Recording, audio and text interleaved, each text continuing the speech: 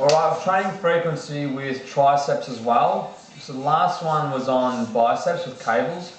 We'll use cables again for triceps because I believe definitely with cables and bands, they're a great way to prevent lots of strain, especially in the joints.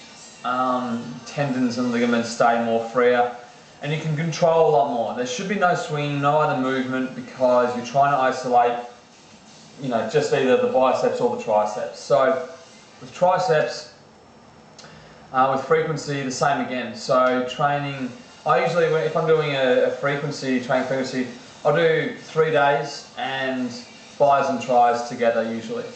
And I always go by feel on maybe how my joints are, how my wrists are, and I can apply different weights to that. And you'll get the hang of that because you've got to listen to your joints and other parts that support it, so you know, okay, maybe I shouldn't do standing a bar curl. There's just too much strain on your shoulder, maybe pulling you down. So things like that to consider. So with cables, the same again. So anywhere like about I do more probably with triceps being more fast switch and taking usually a little bit longer to recover. Rep range will do anywhere from, I try to do higher, so 10 to more 20. Rest seconds are probably 50, 40 and 30. And the same, we'll do 5 sets, then do another 5 sets, then do another 5 sets. Have a good warm-up, of course, but sometimes like in the last one I said, I actually use my warm-up as the first set as well, because if I try and get to 20 reps, well that should be, and if I do it nice and slow and controlled, especially maybe on the way down, if I'm doing this way, or if I'm doing it this way, or if it's coming back up this way, I like to do it slow. So the same again, so that's very important. So do with triceps anywhere from, I believe, 5 to about 7-8 seconds on the way down, so eccentric phase. So 15 sets in total, less rest, 50, 40, 30. Give that a go, see how you go, even if you do that 3 days in a row, the triceps, that same workout, that'll be fine. I would do, because usually you go strongest out here and usually here pushing down. It's not always about that. So use the rope too. I believe using the rope because you get to work the end of the tricep, the fourth muscle right there, to really push and turn, internally rotate. This way you activate that one a lot more. So I believe you work the end of that strength curve really good. And when you're having, you'll be at the start and you'll be like, oh yeah, sure, I can lift, I can push this weight.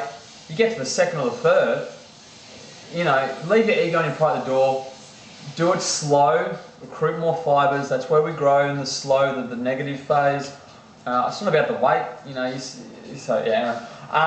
So the best way I usually start, I will use my strongest area. So I will either start out here, then I will go to my next strongest, which is usually up here. Some people it's around the other way, everyone's different. And then where everyone's weakest down here because they want to push as they go down. So that's, I find, a better challenge for you. If you can start here and finish on these ones, 5 sets, yeah, really good. However, the other way you can do it is reverse that. So start where you are the weakest, which is pushing down and pushing and turning out.